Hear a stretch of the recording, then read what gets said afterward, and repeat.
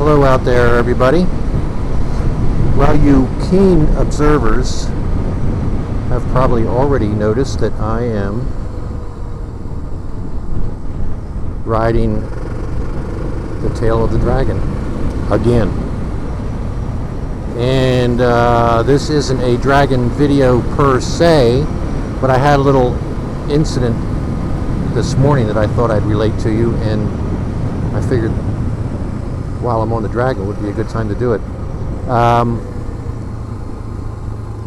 left Bryson City this morning to go out on my first full day riding on my spring trip, and I was riding merrily along down Route 28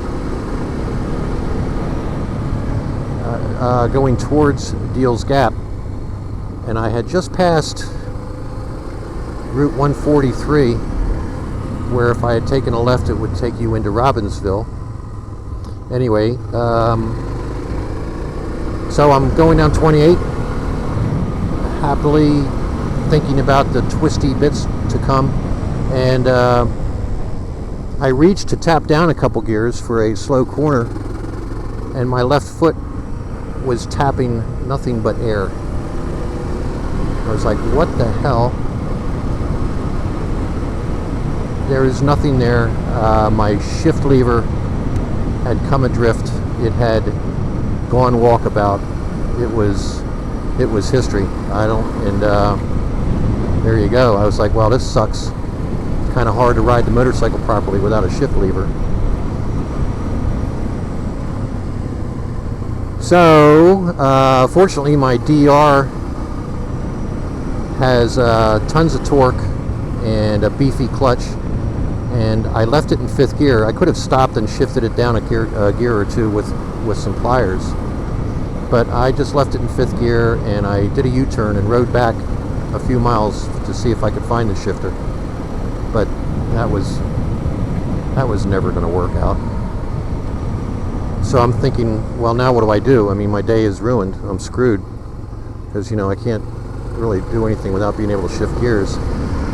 So I recalled, having passed through Robbinsville many times, I recalled there being this little motorcycle shop there that always had, a bunch of old bikes sitting out front. Probably just the kind of place I needed. And so I went down 143 and headed towards Robbinsville. It was only about 10 miles. And sure enough, there was a little motorcycle shop with a bunch of old bikes sitting out front. And the guy was actually pushing one out for display for the day. And I turned off my bike, and he asked me how I was doing and could he help me. And I asked him if we might be able to find a shift lever for my Suzuki, and he kind of chuckled and said, I'm pretty sure we can help you out here. And he disappeared into the depths of his dark back room where there was boxes of stuff and torn apart motors and motorcycle frames and wheels, and just the kind of place that I needed. And within about 20 minutes, I was riding merrily out of there with my new shift lever in place,